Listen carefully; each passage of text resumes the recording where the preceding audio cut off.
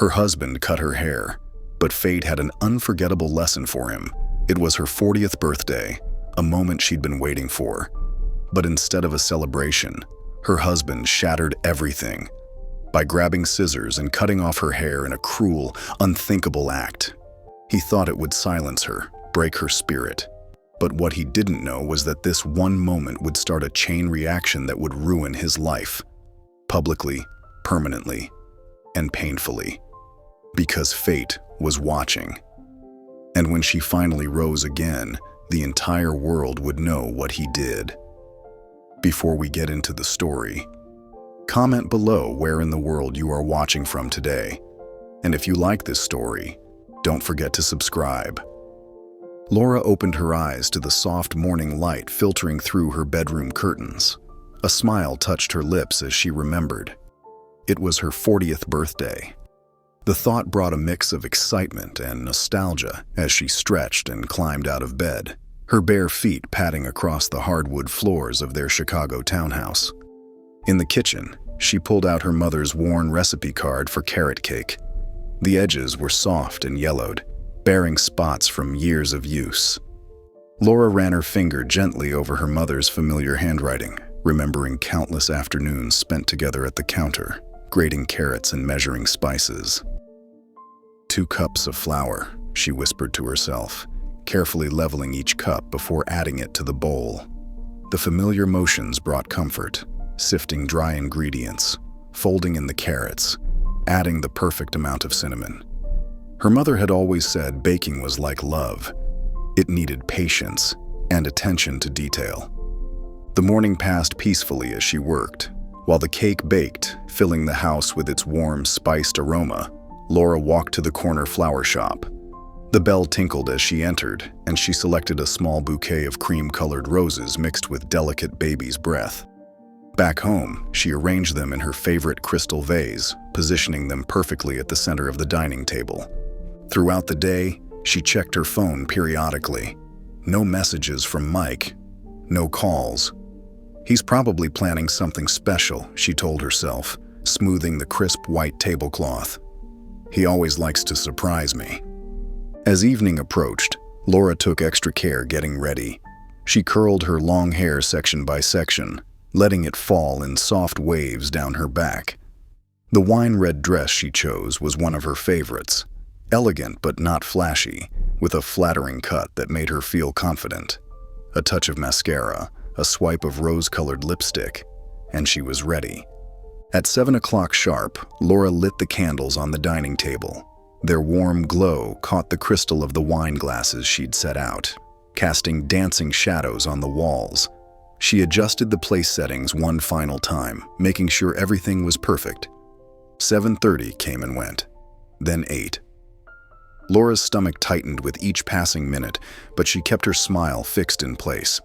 When she finally heard Mike's key in the lock at 8:15, she smoothed her dress and went to greet him. He stumbled slightly as he came through the door, the sharp smell of alcohol following him.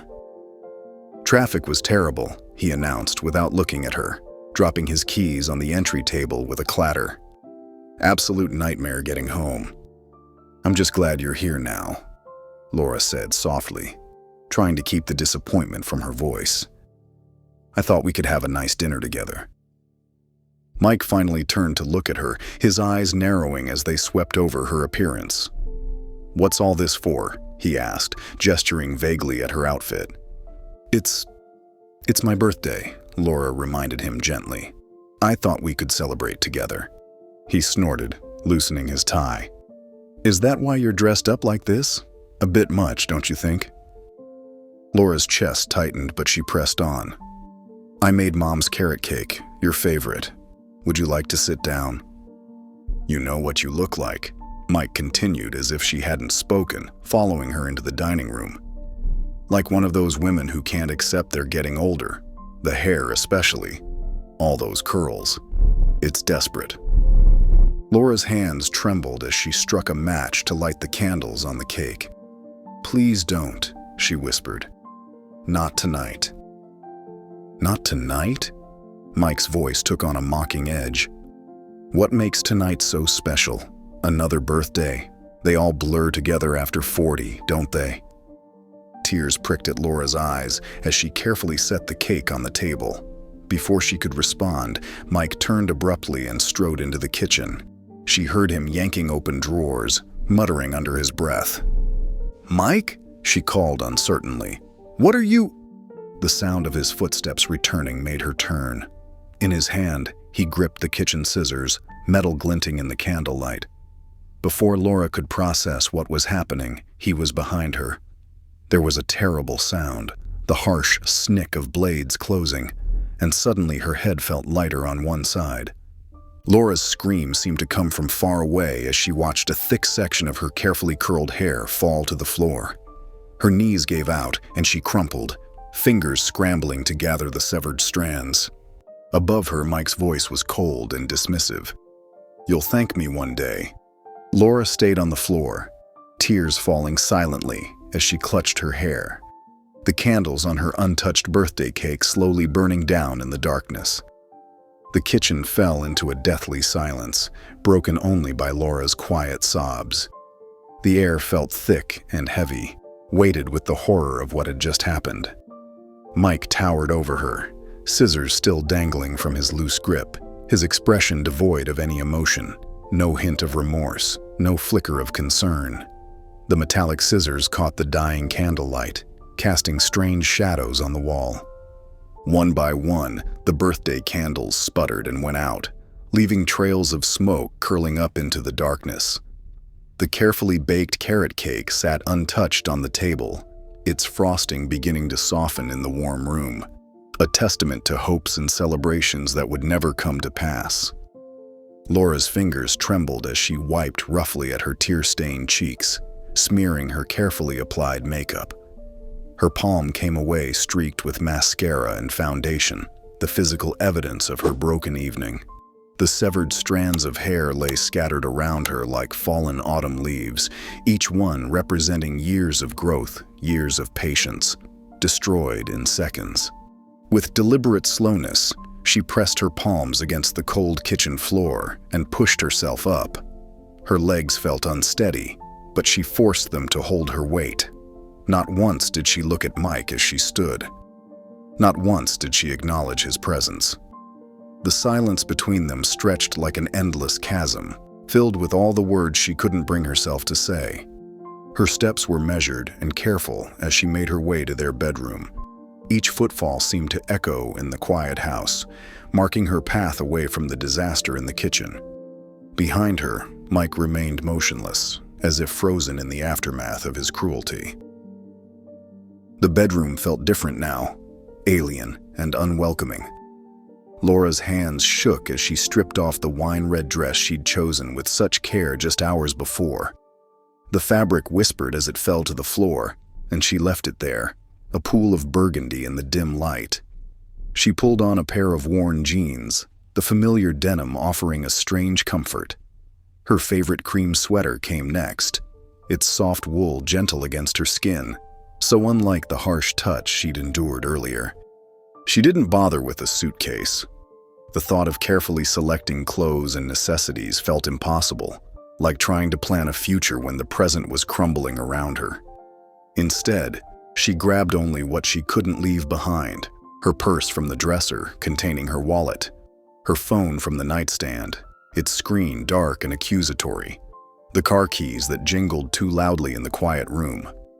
In the hallway, the large mirror that had been a housewarming gift from her mother stopped her in her tracks. The woman staring back at her was almost unrecognizable. Where her hair had once fallen in careful waves, it now hung in jagged, uneven lengths, shorter on one side where Mike had taken the scissors to it. Her eyes were red and swollen from crying, and dark streaks of makeup stained her cheeks. She looked like a stranger, someone lost and broken. But as Laura stood there, meeting her own gaze in the mirror, something shifted inside her. A hardness crept in, like frost spreading across a window pane. Her jaw tightened, and her shoulders straightened almost imperceptibly. The woman in the mirror might look wounded, but she wasn't defeated. The night air hit her face as she stepped outside, carrying the crisp edge of early autumn. Chicago's streets stretched before her, lit by the orange glow of street lamps. Laura's car sat in the driveway, and her fingers were steady now as she unlocked it and slid behind the wheel. She drove without destination or purpose, letting the city's grid guide her through familiar neighborhoods that suddenly felt foreign. The dashboard clock ticked past midnight, then 1, then 2. Her phone buzzed periodically with messages from Mike. "Where are you?" Each time she ignored it, letting the texts pile up unanswered. The city gradually thinned out around her as she drove, buildings growing sparse and streets becoming darker. Just beyond the city limits, a neon sign caught her attention. Valley View Motel, in flickering blue letters. The parking lot was nearly empty, and the building had seen better days, with peeling paint and a few burnt-out exterior lights. Inside the office, a tired-looking desk clerk barely glanced up from his magazine as Laura approached. If he noticed her uneven hair or the remnants of tears on her face, he didn't show it. She paid in cash for one night, accepting the key with its plastic tag without comment. Room 114 smelled of old cigarettes and cheap air freshener. The bedspread was faded but clean, and the single lamp cast a warm yellow glow that somehow made the space feel even more lonely. Laura set her purse on the scratched dresser and sank onto the bed, still fully clothed. Sleep refused to come. She lay there, staring at the water-stained ceiling, feeling the weight of every second tick by. Her scalp still tingled where the scissors had cut through her hair, a phantom sensation she couldn't shake. The events of the evening played on repeat in her mind. The careful preparation, the waiting, the horror of that final moment. In the quiet of the unfamiliar room, Laura's whisper seemed unnaturally loud. "This can't be my life." The words hung in the air, a quiet declaration in the darkness, carrying all the weight of her broken birthday and the years that had led to this moment. The next day, the first rays of morning sunlight filtered through the thin motel curtains, casting unfamiliar shadows across Laura's face. She blinked, momentarily confused by the scratchy bedspread beneath her and the musty smell of the room. Reality crashed back quickly. The birthday, the scissors, the drive into the night. She'd slept in her clothes, and her neck ached from the flat pillow. Her phone lay on the bedside table where she'd left it, screen dark and accusatory. Laura picked it up with hesitant fingers, the weight of it feeling heavier than usual. Dozens of missed calls and messages from Mike cluttered her notifications, but she couldn't bring herself to read them. Instead, her thumb moved almost of its own accord to her photo gallery. There they were, hundreds of snapshots from the life she'd been living. Laura with long flowing hair at company parties, forced smiles that never quite reached her eyes, pictures of her and Mike at restaurants, her posture slightly hunched as if trying to make herself smaller. Photos from client meetings at the interior design firm, where she'd worked so hard to make everything perfect, to be exactly what everyone wanted her to be. Delete, delete, delete. Each tap of her thumb erased another moment, another pretense. The action felt cleansing, like washing away layers of dust from a window. When the gallery was empty, she opened her email app. The cursor blinked steadily as she composed a brief message to her boss at the design firm. "I hereby submit my immediate resignation. Thank you for the opportunities." No explanation, no apologies, no elaborate excuses, just the truth of her departure, stripped bare of pretense. She hit send before she could second-guess herself, then powered off her phone completely. The sudden silence felt like a physical presence in the room. The days that followed blurred together in a haze of stillness. Laura barely spoke, using gestures and nods when she had to interact with the motel staff. She survived on vending machine snacks, packets of crackers, granola bars, and the occasional candy bar that she ate while sitting cross-legged on her bed. The television remained off. She couldn't bear the noise, the artificial cheer of commercials and sitcoms. When the walls of her room felt too close, she ventured out for walks in the neighborhood. She always wore an oversized hoodie pulled low over her face, dark sunglasses shielding her eyes even on cloudy days. The uneven weight of her hair beneath the hood served as a constant reminder of why she was here, but she couldn't bring herself to cut the rest of it yet. The neighborhood around the motel was tired but alive. Small businesses with hand-painted signs, corner stores with bars on the windows, laundromats humming with activity. Laura moved through it all like a ghost, avoiding eye contact, stepping aside when others passed too close.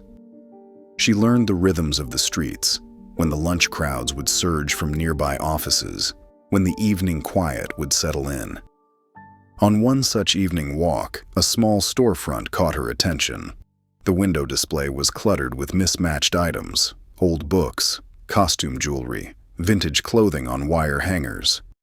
A hand-lettered sign read, "Second Chance's Thrift Shop." Something about the name made her pause. The bell above the door chimed softly as she entered. The shop smelled of old fabric and furniture polish, and narrow aisles wound between towering shelves of donated goods. Laura wandered without purpose, running her fingers over worn book spines and faded fabric. In a glass case near the register, something caught her eye. A disposable camera, still in its original packaging, price tag marked down to $3. She stared at it, puzzled by her own interest.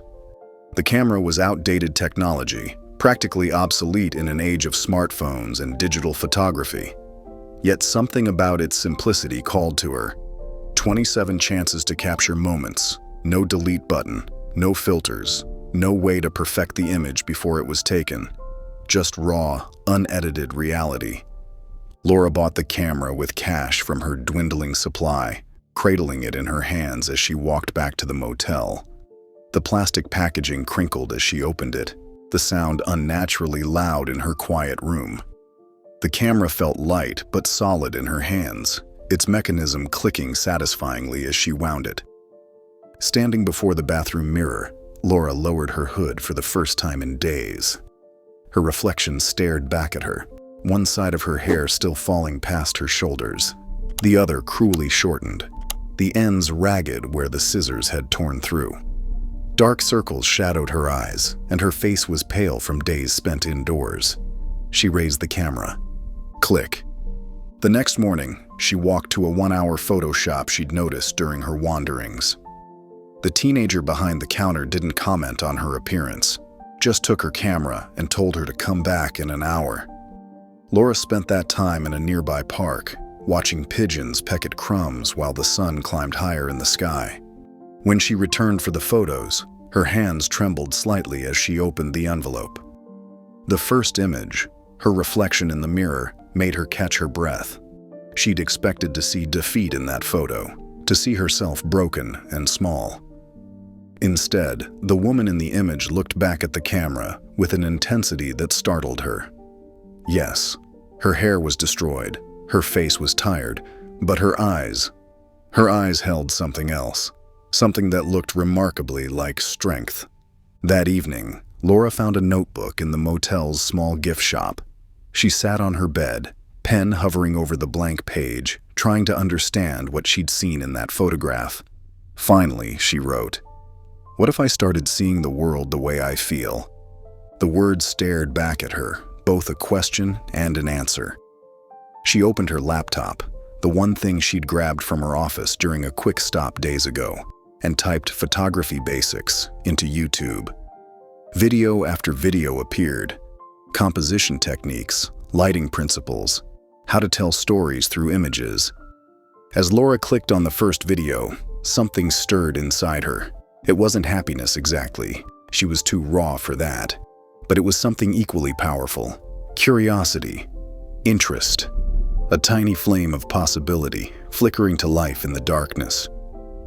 2 weeks had passed since Laura's world had shattered.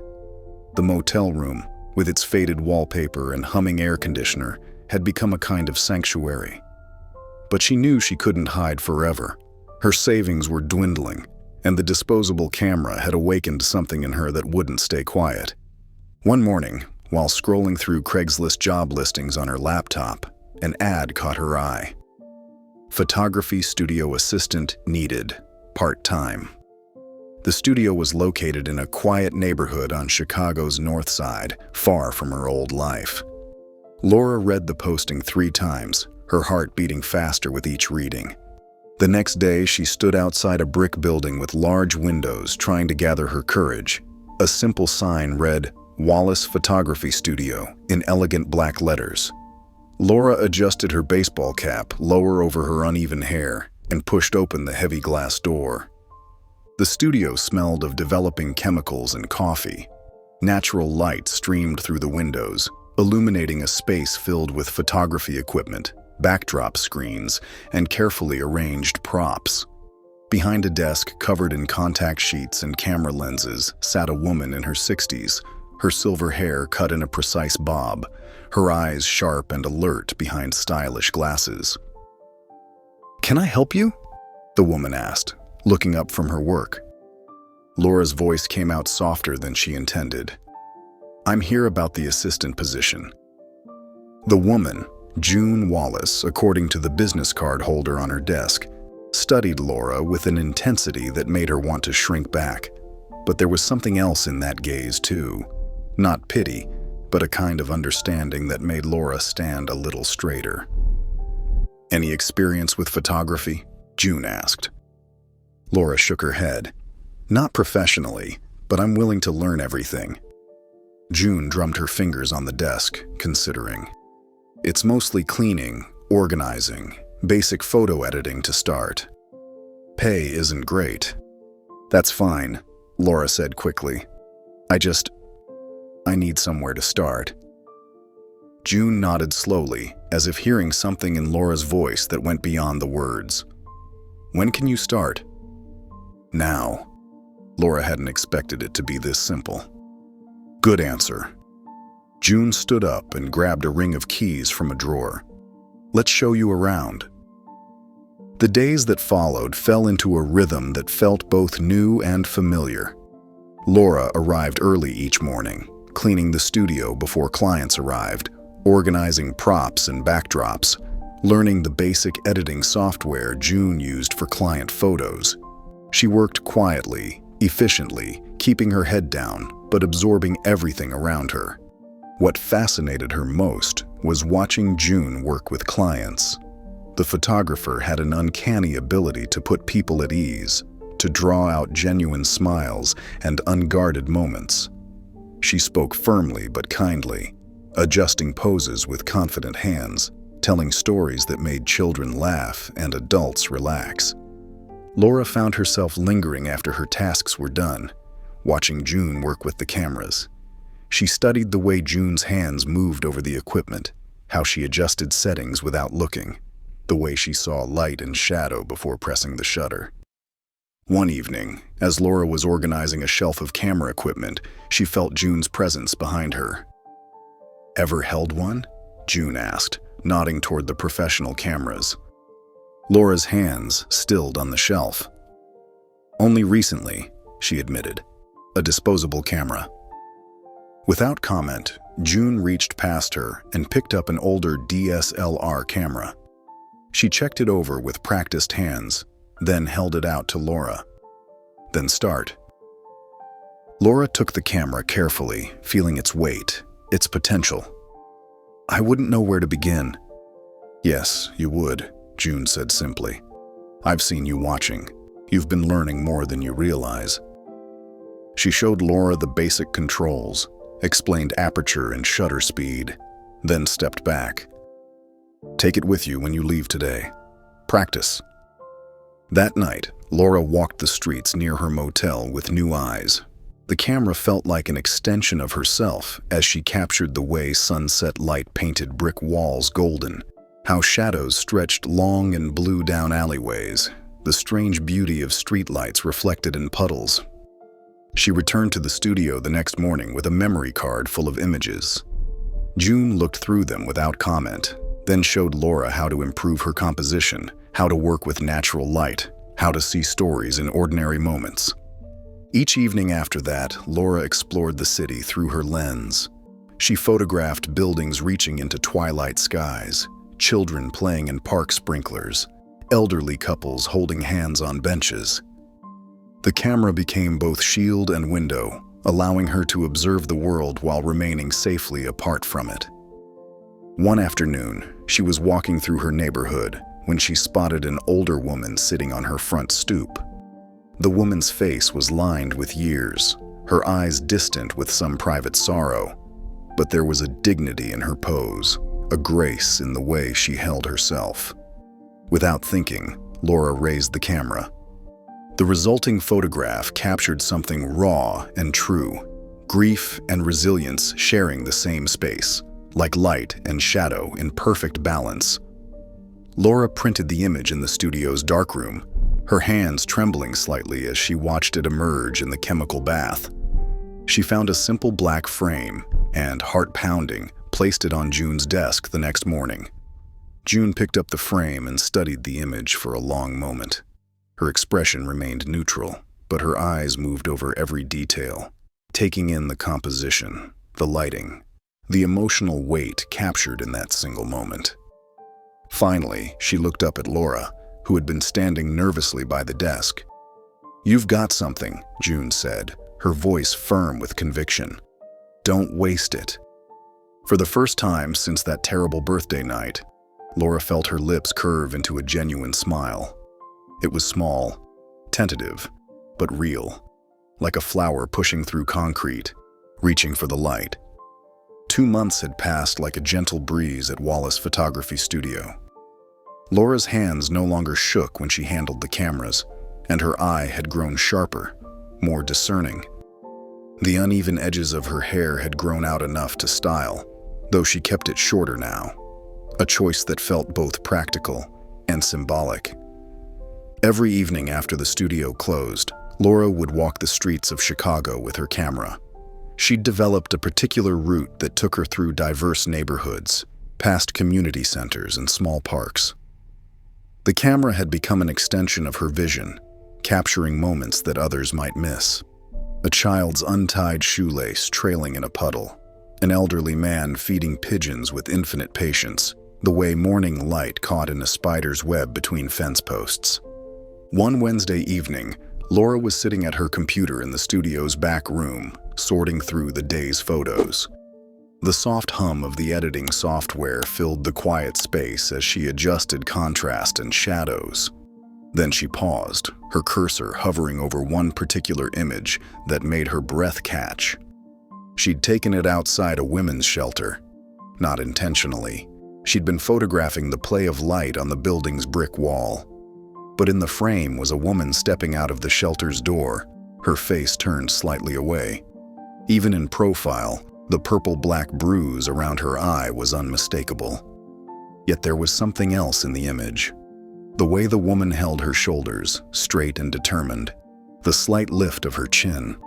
It wasn't a picture of victimhood. It was a portrait of survival. Laura was so absorbed in editing the photo that she didn't hear June approach. The older woman's reflection appeared in the computer screen, causing Laura to start slightly. "That's not just photography," June said quietly, studying the image. Her voice held a weight that made Laura turn around. "That's a voice." Laura looked back at the screen, seeing the photo with new eyes. "I wasn't sure if I should keep it," she admitted. "It feels private." June pulled up a chair beside her.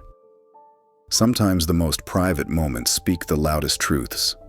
She pointed to the woman's stance in the photo. "Look at how she's standing. That's not shame, that's strength." Laura nodded slowly, remembering how her own reflection had looked in the motel mirror months ago. "There are so many stories like this," she said softly. "So many women who need to be seen," June finished. "Really seen." The conversation sparked something in Laura. Over the next few weeks, she began approaching women in various places, shelters, community centers, small coffee shops. She was careful, respectful, always explaining her project clearly and asking permission before raising her camera. "I want to photograph your strength," she would say. "Whatever that looks like to you." To her surprise, many women said yes. Some were hesitant at first, but Laura's quiet manner and genuine interest put them at ease. She never pushed, never demanded. She simply created a space where they could be themselves, without judgment or expectation. The portraits began to tell their own stories. A young woman with a half-shaved head, grinning defiantly at the camera. An elderly grandmother who had removed her wig, her bare scalp bearing surgical scars like badges of honor. A teenager with wild purple hair that she'd dyed herself after leaving an abusive home. Hair became a recurring theme in the photos, something Laura hadn't planned but understood deeply. Some women had cut theirs short in acts of rebellion or liberation. Others were growing it out after having it forcibly cut. Each style, each choice or lack of choice told a story of loss and reclamation. One afternoon, Laura photographed a woman named Maria who had recently left her husband. Maria's long black hair had been her pride, but she'd cut it herself with kitchen scissors the night she decided to leave. In the photo, she stood with her choppy bob, holding the cut strands in her hands like an offering.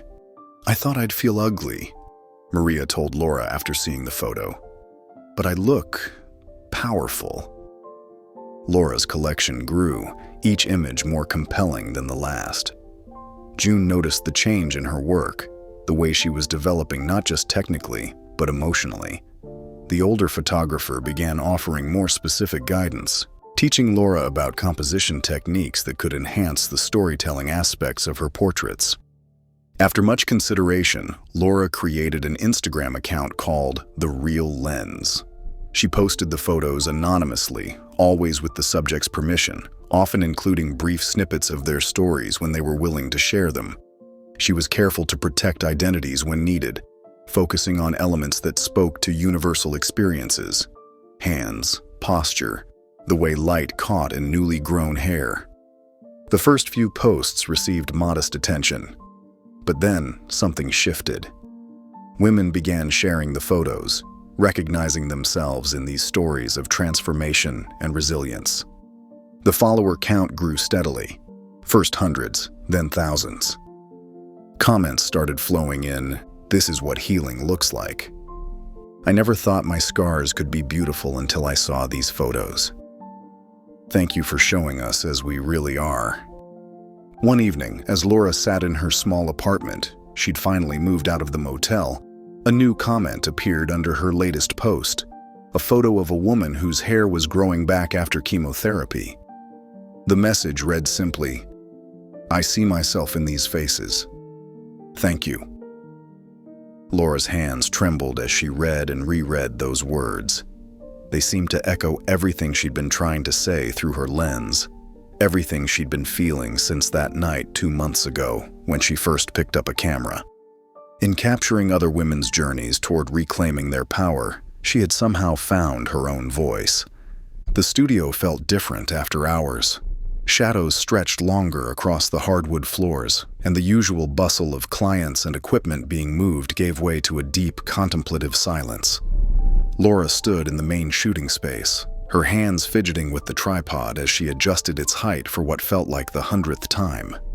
June had stayed late to help her set up, arranging the large mirror against the exposed brick wall and positioning the soft boxes to create gentle, even lighting. Now she sat in a corner chair, her presence both encouraging and unobtrusive. "Take your time," June said softly, noting Laura's nervous movements. "The camera isn't going anywhere." Laura nodded, her reflection catching her eye in the mirror. The jagged edges of her hair, untouched since that night, seemed more pronounced in the studio lighting. She'd thought about getting it properly cut dozens of times but couldn't bring herself to sit in a stylist's chair.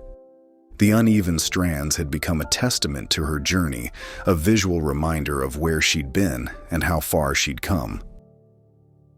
"Maybe this isn't—" Laura started, then stopped herself. She thought of all the women who'd trusted her with their stories, who'd stood before her lens with their own scars and struggles laid bare. She owed them this vulnerability. Taking a deep breath, Laura positioned herself in front of the mirror. The camera's remote control felt small and significant in her palm. She pressed the timer button, hearing the soft beep that indicated 10 seconds until the first shot. The initial click of the shutter made her jump slightly. June smiled knowingly but remained silent, allowing Laura to find her own rhythm with the process. Slowly, Laura's movements became more deliberate. She raised her hands to her hair, letting her fingers thread through the uneven lengths. In the mirror, she saw what her subjects must see, the lens capturing not just an image, but a moment of truth. Click. With her eyes closed, Laura tilted her head back slightly, exposing her throat in a gesture of trust she hadn't felt since that night. The camera recorded the moment with another quiet click. Reaching for the scissors June had placed nearby, Laura held them near her cheek. Not to cut, never to cut again, but as a symbol of what had been taken and what she had reclaimed. The metal caught the studio lights, creating a prism effect that scattered across her face. Click. Then, surprising herself, Laura smiled. It wasn't forced or practiced, but a genuine expression that reached her eyes and softened her features. She thought of her growing Instagram following, of the women who shared their stories in the comments, of the community that had formed around these honest portraits of healing. Click. The tears came unexpectedly during the next shot. They weren't tears of sadness or fear, but of release, of letting go of the shame and silence she'd carried for so long. She let them fall, understanding now why so many of her subjects had cried during their sessions. The camera captured this moment too, unflinching and true. For the final photograph, Laura turned slightly, allowing the studio lights to catch the varying lengths of her hair. The shortest pieces barely reached her ear, while others fell past her shoulders, a physical timeline of trauma and recovery. As the shutter clicked one last time, she felt something shift inside her, like a door opening to let in fresh air. June stood and walked to the computer where the images were uploading. Laura joined her, her heart pounding as they appeared on screen. There she was, in 6 different moments of truth. No filters, no retouching needed. The raw honesty of the photographs took her breath away. "These are it," June said simply, squeezing Laura's shoulder. Back in her apartment that night, Laura sat cross-legged on her bed with her laptop. Her cursor hovered over the Instagram post button for several long minutes. Finally, she typed the caption, "Healing isn't tidy, but it's honest." With trembling fingers, she hit share. She tried to sleep but couldn't. Her phone kept buzzing with notifications. By midnight, the post had been shared thousands of times. By dawn, it had gone viral in a way she never could have anticipated. Laura watched in amazement as notifications poured in. A prominent actress shared the photos, writing about her own experience with trauma. Activists used the images to discuss the importance of bearing witness to women's stories. Survivors filled the comments with their own tales of healing, creating a tapestry of shared experience and understanding. When her phone rang mid-morning, Laura almost didn't answer the unknown number, but something made her pick up. The voice on the other end belonged to Catherine Martinez, a well-known gallery curator in Chicago. "I've been following The Real Lens for weeks," Catherine explained, her voice warm and professional. "But these self-portraits, they're extraordinary. We're putting together an exhibit on women's trauma and resilience in art. Would you consider being part of it?"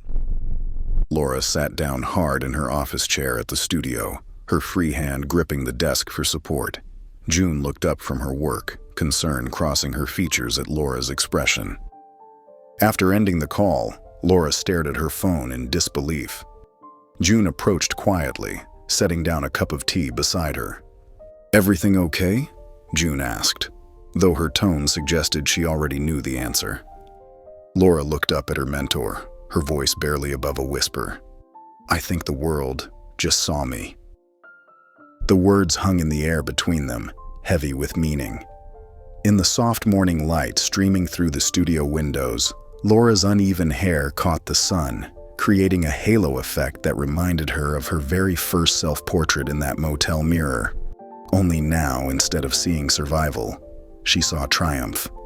The autumn light streamed through the studio windows, casting a warm glow on the exposed brick walls. Laura adjusted her camera settings as she prepared for another community portrait session.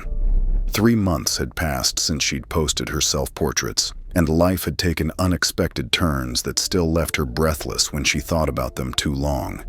A national magazine had featured her work last week, under her chosen pseudonym, of course. The article had called her photography revolutionary in its gentleness and praised how she captured the quiet strength of women rebuilding themselves. Laura had read those words at least a dozen times, still unable to believe they were about her. Today's subject sat nervously in the chair before her, a woman named Sarah who'd left an abusive marriage 6 months ago. Her hands twisted in her lap as Laura checked the lighting. "We don't have to start right away," Laura said softly, recognizing the anxiety in Sarah's posture. "Would you like some tea?" Sarah nodded gratefully, and Laura brought over 2 steaming mugs from the small kitchenette June had installed. These moments before the actual photography were just as important as the shots themselves, sometimes more so. "I saw your series online," Sarah said, warming her hands around the mug. "The one with your hair." She touched her own shortly cropped hair self-consciously. "It made me feel less alone." Laura felt that familiar warmth in her chest, the one that reminded her why she did this work. "That's exactly why I posted it," she replied. "We heal better together." The session unfolded naturally after that. Laura had learned to let these shoots take their own pace, to wait for those moments when her subjects forgot about the camera and simply existed in their truth. Sarah's tension gradually melted away, and by the end she was laughing as Laura showed her the preview images on the camera's screen. After Sarah left, Laura settled at her editing desk, opening her laptop to begin processing the morning's photos. She allowed herself a moment to check social media, scrolling through messages from followers and potential clients. Her community shoots had gained attention, and women from all over Chicago reached out daily, asking to be photographed. That's when she saw it. At first, the image didn't register as anything significant, just another post in her feed. But something made her scroll back up. Her heart stopped. Mike's face stared back at her from the screen. It was a headshot she'd taken years ago, back when he was trying to build his real estate career. She remembered the day clearly, how he'd complained about the lighting, how he'd insisted on reviewing every shot, how he'd never actually used any of them because they weren't powerful enough. Now that same photo was everywhere. Someone had turned it into a meme, adding bold text across the bottom. "What narcissists used to look like." Laura's hands began to shake as she clicked through the shares and reposts.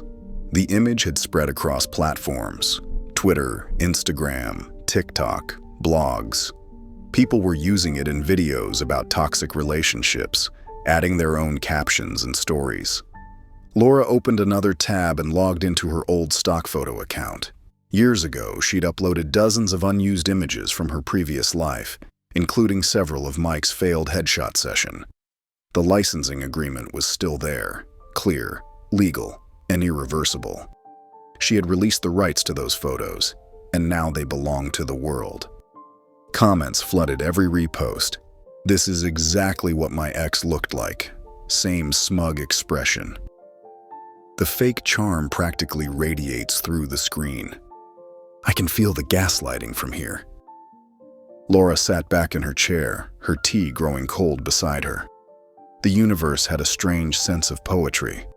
The man who had tried to control his image so carefully, who had torn her down to build himself up, was now becoming the face of everything he'd tried to hide. She thought about sharing the truth, about telling her followers that she knew this man, that she had taken this photo, that she understood exactly why people saw what they saw in his expression. But something stopped her. She didn't need to add her voice to the chorus. The truth had found its own way out. Instead, Laura closed the social media tabs and opened her editing software. On her screen was a photo from yesterday's session, a woman named Claire, who just finished chemotherapy. In the image, Claire was touching her freshly buzzed head and smiling with such genuine joy, it made Laura's heart swell. The light caught the elegant curve of her bare scalp, making it glow like polished bronze. As Laura began adjusting the contrast to enhance that natural radiance, she whispered to her empty studio, "You did this to yourself." The words weren't bitter or vengeful, just a simple acknowledgement of truth. She continued working on Claire's portrait, focusing on bringing out the warmth in her eyes and the strength in her smile. This was where her energy belonged now, not in old wounds, but in helping others shine. Around her, the studio hummed with its usual afternoon quiet. The wall behind her desk was covered with prints from her community sessions.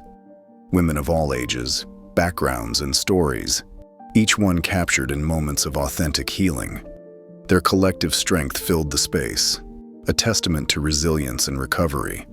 Laura zoomed in on Claire's portrait, carefully adjusting the highlights to perfect the image.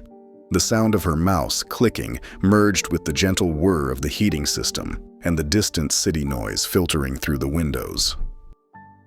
Outside, Chicago continued its autumn dance of falling leaves and changing light, while inside, Laura crafted another small piece of truth into art.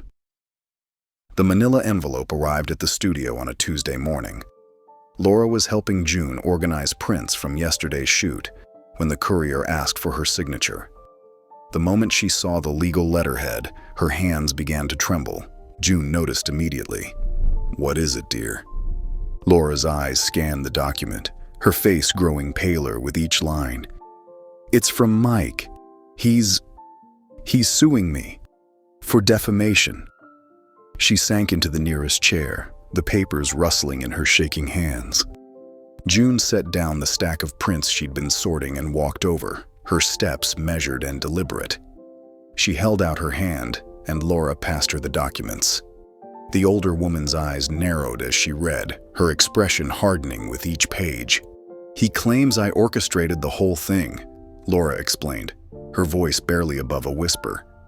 "The meme, the social media storm, everything. He says I deliberately released his photo to damage his reputation and that it's cost him his career." June's lips pressed into a thin line as she finished reading. She placed the papers on the desk and removed her reading glasses, fixing Laura with a steady gaze. "He's not after truth. He's after control." The words hung in the air, and Laura felt something shift inside her. She thought of all the women who'd sat in her studio, sharing their stories of survival. She thought of the strength she'd captured through her lens, the healing she'd witnessed and documented. She wouldn't let Mike take that away. "I'm going to fight this," Laura said, her voice growing stronger. "I have to." June nodded, a small smile playing at the corners of her mouth. "Good girl. Now, let's get you the best lawyer in Chicago." Through June's network, Laura found Patricia Chen, a formidable attorney known for handling cases involving domestic abuse and digital rights. Patricia's office was warm but professional, with degrees from Yale Law School hanging beside framed newspaper articles about her landmark victories. "Tell me everything," Patricia said, her dark eyes sharp and attentive as she took detailed notes. Laura recounted the birthday night, the violence, the motel stay, and the eventual police report she'd filed. She explained about the stock photo release and showed Patricia the original licensing agreement. "And you had nothing to do with creating or spreading the meme?" Patricia asked. "Nothing," Laura confirmed. "I didn't even know about it until it had already gone viral." Patricia nodded, typing rapidly on her laptop. "We'll need several things. First, the police report and restraining order from the night of the incident. Second, all documentation related to the photo licensing. Third, we'll need to establish the timeline of the meme's spread through social media, proving it predated any involvement you might have had." Over the next few weeks, they built their defense methodically. Patricia's team tracked down the original meme creator, a college student in Oregon who'd found Mike's photo on a stock website and had never heard of Laura. They gathered screenshots showing the meme's organic spread across platforms, none of which linked back to Laura or her work. The restraining order paperwork told its own story. detailed documentation of the haircutting incident, complete with photographs taken at the police station showing Laura's uneven hair and tear-stained face. The officer who had taken her statement at the motel agreed to testify if needed. Laura threw herself into the preparation, reviewing documents between photo shoots and client meetings. June rearranged the studio schedule to give her flexibility for legal appointments, offering quiet support and strong coffee when needed. As the court date approached, Laura's anxiety began to build. She hadn't seen Mike since that night, and the thought of facing him in court made her stomach churn. But each time fear threatened to overwhelm her, she looked at the wall of portraits in her studio, dozens of women who had found their strength again. Their courage fueled her own. The morning of the hearing arrived crisp and clear. Laura stood before her mirror at home, studying her reflection. Her hair had grown out naturally, the trauma of that night now invisible to the eye, but permanently etched in her memory. She smoothed down her tailored gray suit, chosen carefully with June's help, and took a deep breath. June picked her up in her old Volvo, and they met Patricia outside the courthouse. The building loomed above them, its stone facade catching the morning light. Laura's heels clicked against the marble steps as they ascended, flanked by her attorney on one side and June on the other. The courthouse corridors were busy with morning traffic, lawyers hurrying between rooms, clients waiting nervously on benches, bailiffs maintaining order. Laura kept her head high as they walked, remembering all the portraits she'd taken, all the stories she'd helped tell. Outside the courtroom, Patricia turned to her. "Remember what we discussed. You don't need to look at him. Focus on the judge when speaking. We have truth on our side." Laura nodded, squeezing June's hand one last time before they entered.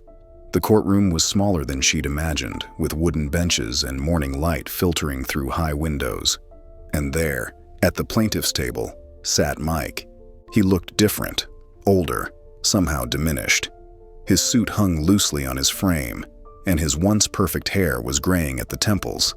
When he turned to look at her, Laura expected to feel the old fear rise up, but instead, she felt something else entirely: clarity. This man had no power over her anymore. His attempt to control her through legal means was as transparent as his emotional manipulation had been. She was no longer the woman who had spent hours preparing his birthday dinner, who had cried over cut hair in a darkened kitchen. Laura walked to the defense table with steady steps, her back straight, her chin lifted. She sat down beside Patricia, arranged her papers neatly, and folded her hands in her lap. Behind her, she could feel June's supportive presence in the gallery. The morning light caught the polish of the wooden tables, the gleam of the judge's bench, the subtle sheen of Laura's grown-out hair. She remained perfectly still, perfectly calm, waiting for the proceedings to begin. The courtroom hummed with tension as Laura sat at the defense table, her hands clasped tightly in her lap. Morning light filtered through tall windows, casting long shadows across the polished floor. Mike sat across the aisle, his expensive suit unable to hide the slight slump in his shoulders, the tightness around his mouth. Judge Margaret Harrison entered, her black robes flowing as she took her place at the bench. Her silver hair was pulled back severely, and her eyes were sharp as she surveyed the courtroom. The bailiff's voice rang out clear. "All rise. The Court of Cook County is now in session, the Honorable Judge Harrison presiding." After they were seated, Mike's attorney, James Wheeler, rose first. His voice filled the courtroom with practiced authority. "Your Honor, my client has suffered irreparable damage to his reputation and career due to the malicious actions of the defendant." He gestured toward Laura with a sweeping motion. Ms. Miller deliberately weaponized an old photograph, releasing it with the explicit intention of causing my client public humiliation and rendering him unemployable in his field. Laura watched as Wheeler paced before the judge's bench, his expensive shoes clicking against the floor. "What we have here is a clear case of calculated character assassination through social media manipulation." Mr. Miller has lost his real estate license, his client base, and his standing in the community. Judge Harrison's expression remained neutral as she made notes, occasionally glancing between the two parties. When Wheeler finished his opening statement, she nodded to Patricia Chen, Laura's attorney, who rose with quiet confidence. Mike was called to testify first. He walked to the witness stand with his familiar swagger, though Laura noticed it seemed forced now, like an actor trying to remember his lines. After being sworn in, he settled into the chair, adjusting his tie with practiced precision. "Mr. Miller," Wheeler began, "please tell the court about how this situation has affected your life."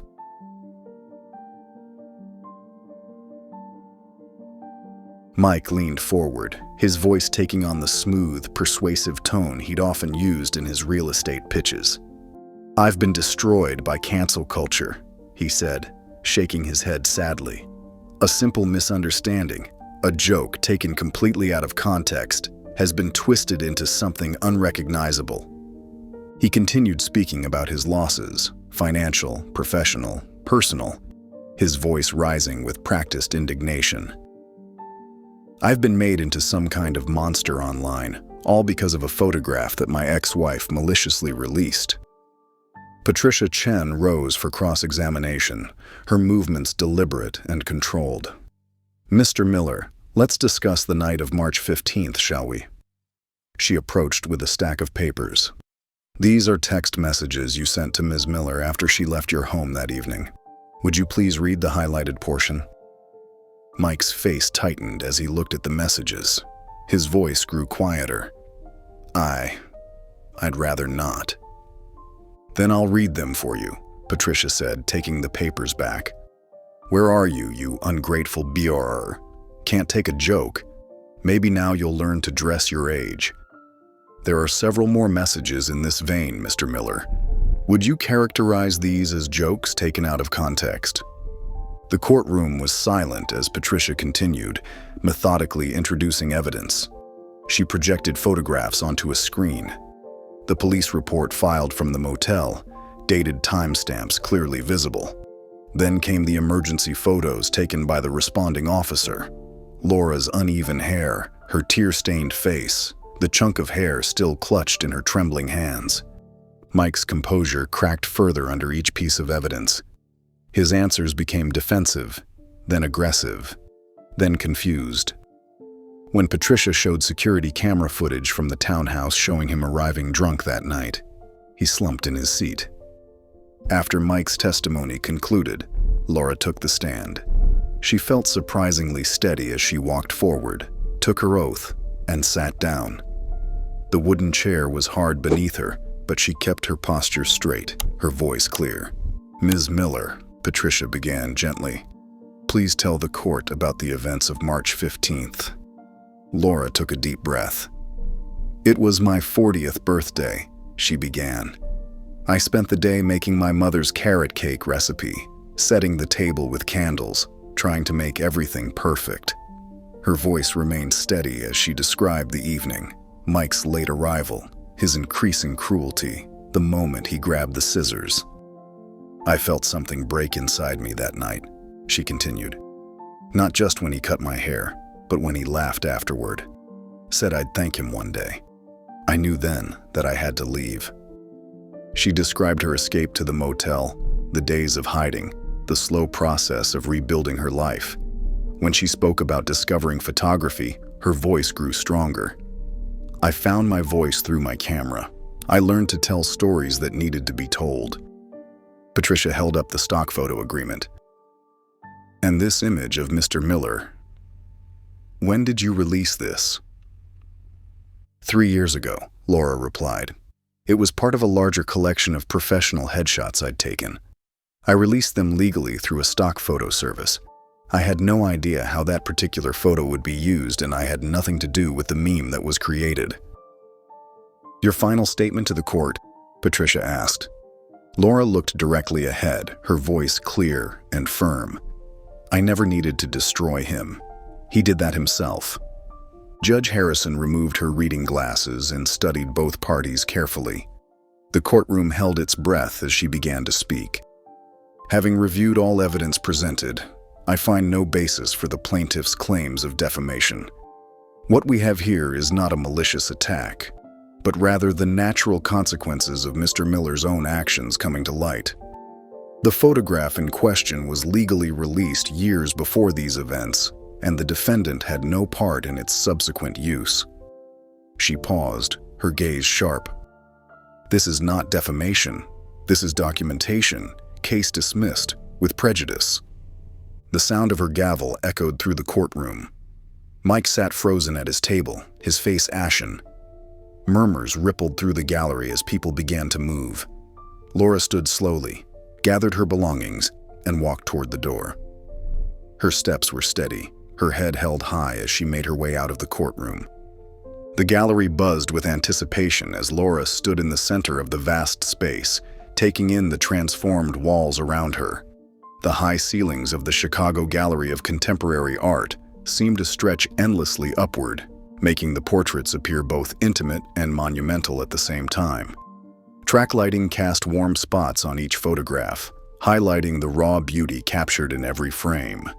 Laura smoothed down her navy blue dress, a simple but elegant choice that made her feel both professional and comfortable. Her hair, now grown out in uneven layers that she'd chosen not to fix, caught the light in varying lengths, a visible reminder of where she'd started and how far she'd come. She'd styled it loosely tonight, letting it fall naturally around her face, each imperfect strand a badge of honor. The portraits that lined the walls told stories without words. A woman in her 70s, head held high, displaying chemotherapy scars like battle wounds. A teenage girl with vitiligo, her skin a beautiful map of patterns, smiling directly into the camera. A middle-aged executive who'd survived domestic violence, her once broken nose now slightly crooked, power radiating from her stance. Each image was accompanied by a small placard with a single quote from the subject. Not their trauma story, but their triumph. Press photographers moved through the growing crowd, their cameras clicking softly. Art critics huddled in corners, scribbling in notebooks. But what touched Laura most were the other visitors, women who looked like her subjects, who stood before the portraits with tears in their eyes, recognition on their faces. Some came alone, others in groups, supporting each other as they moved from image to image. June appeared at Laura's side, elegant in a charcoal pantsuit, her silver hair swept back in a neat bun.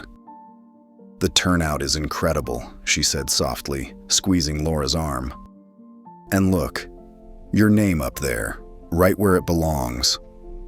She nodded toward the entrance wall where The Real Lens, Portraits of Survival by Laura Miller was displayed in clean, bold letters. Laura took a deep breath, steadying herself. "No more hiding," she agreed, though her voice quivered slightly.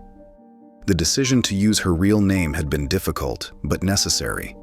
She'd realized that anonymity, while once protective, had become another form of silence. The gallery director approached, clipboard in hand.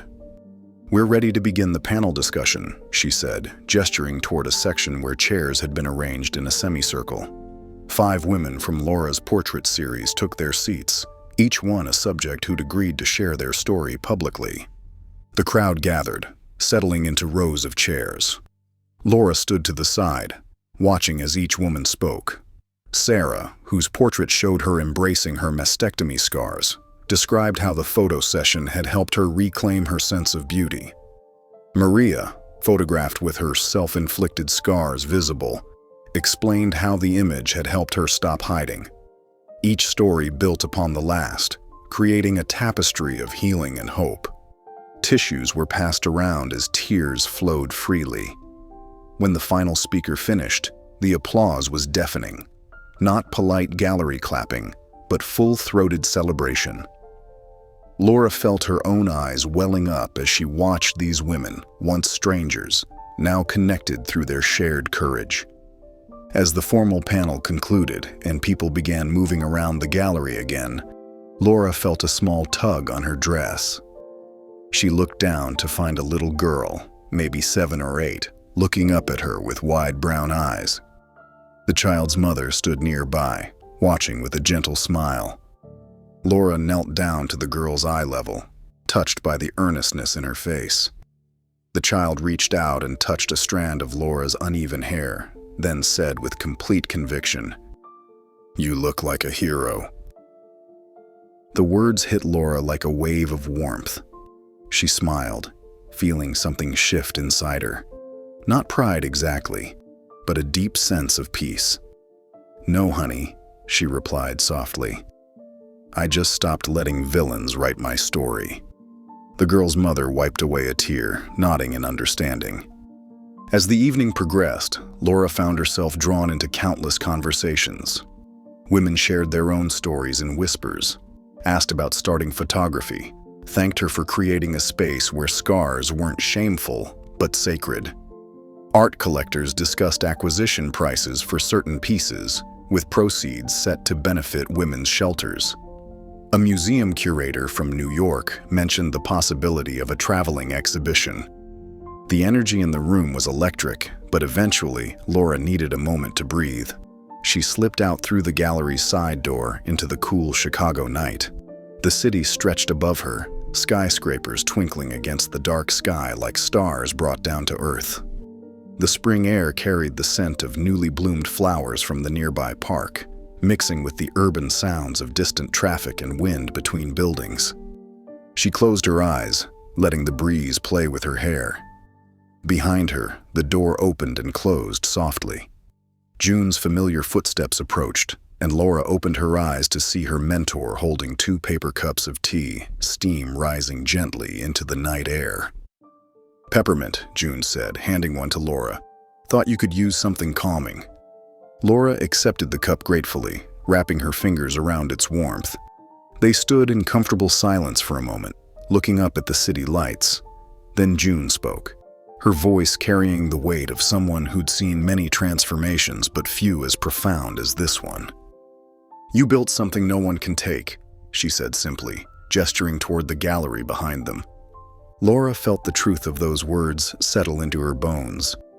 She thought about the frightened woman who'd stumbled into June's studio months ago, hiding under a hat, and how far she'd come since then.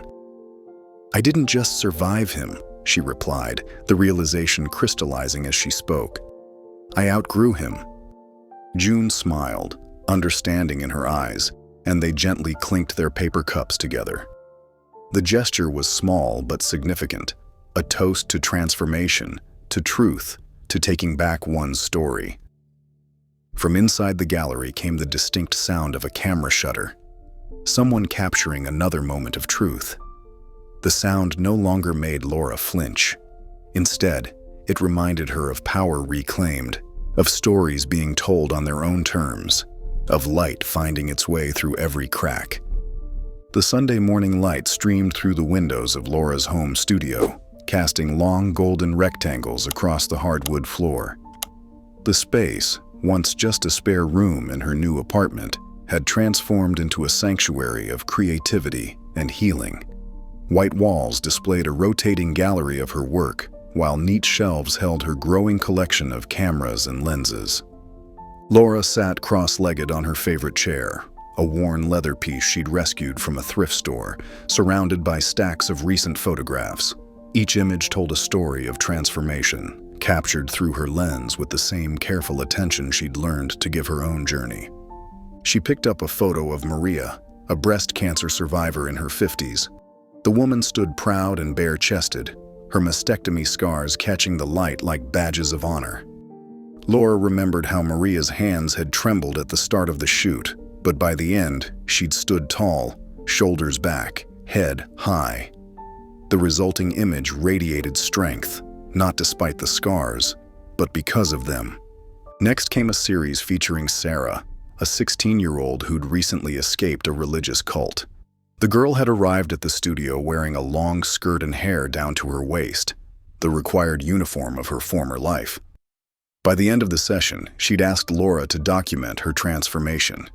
The photos showed Sarah's journey, first with the heavy curtain of hair, then sitting in a salon chair as the strands fell away, and finally standing in the sunset with her newly shaved head, laughing into the wind. Laura's fingers lingered on an image that particularly moved her.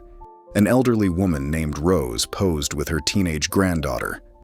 Both had survived domestic violence, separated by decades but united in their healing. In the photo, they held hands, their faces reflecting different chapters of the same story. The grandmother's eyes held wisdom earned through years of rebuilding, while the granddaughter's sparkled with newfound freedom. The morning quiet wrapped around Laura like a comfortable blanket as she worked, broken only by the gentle hum of her laptop and the occasional rustle of photos being sorted. She'd learned to appreciate these peaceful moments, so different from the chaos that had marked her past life. Her phone buzzed suddenly against the wooden desk, the sound sharp in the quiet room. Laura reached for it, expecting another booking request. Her calendar had been consistently full since the gallery showing. Instead, she found an email from the National Museum of Women's History. Her heart quickened as she read the subject line, "Permanent Exhibition Proposal, the Real Lens Collection." The morning sun seemed to grow brighter as she opened the message, her hands slightly trembling. The email was formal but warm. The museum wanted to create a permanent installation of the Real Lens Project, recognizing its significance in documenting modern trauma recovery and female empowerment. They proposed naming the gallery Uncut, a direct reference to both the project's origin story and its raw, unfiltered approach to storytelling. Laura sat back in her chair, letting the weight of this moment settle around her. The word permanent echoed in her mind. Her work, born from one of the darkest moments of her life, would now stand as a lasting testament to the power of survival and transformation. She thought about all the women who'd trusted her with their stories, how each click of her shutter had captured not just their images, but their courage. Now, those stories would have a forever home, speaking to future generations about resilience and recovery. With steady hands, she clicked reply and typed a simple response. "I accept." She added a brief note about being honored and looking forward to the collaboration. Before hitting send, she paused, taking a deep breath to fully absorb the significance of this moment. Then she clicked send, watching the message disappear into the digital ether. The room felt different somehow, charged with possibility. Laura stood up, stretching her arms above her head, feeling the warmth of the sun on her face. She walked to where her favorite camera sat on its tripod near the window. Without overthinking it, she turned the camera toward the large mirror that hung on the opposite wall. The same mirror that had witnessed countless client transformations now reflected her own image back at her. She studied herself through the viewfinder, not with criticism, but with curiosity and compassion. Her hair had grown out in the months since that fateful birthday night. The uneven chunks had evolved into soft layers that framed her face naturally. A streak of silver had appeared at her temple, gleaming in the morning light. Not a mark of age, but a badge of wisdom earned. Her face looked different too, calmer, more open, free from the tension she'd carried for so long. Laura adjusted the camera settings with practiced ease, her fingers moving automatically across the familiar dials. She focused the lens carefully, making sure to capture every detail. The gentle crow's feet around her eyes that appeared when she smiled, the natural flush in her cheeks, the relaxed set of her shoulders. As she pressed the shutter release, she whispered words that felt like both a revelation and a homecoming. "This is who I've always been. I just needed the silence to hear her." The camera clicked, capturing the moment with perfect clarity. A woman fully present in her own story, finally seeing herself through a lens of truth and acceptance. The sound echoed briefly in the quiet studio, a punctuation mark at the end of one chapter and the beginning of another. If you enjoyed the story of Laura, I handpicked this next story that you will enjoy. Please don't miss this one. Click here to watch it.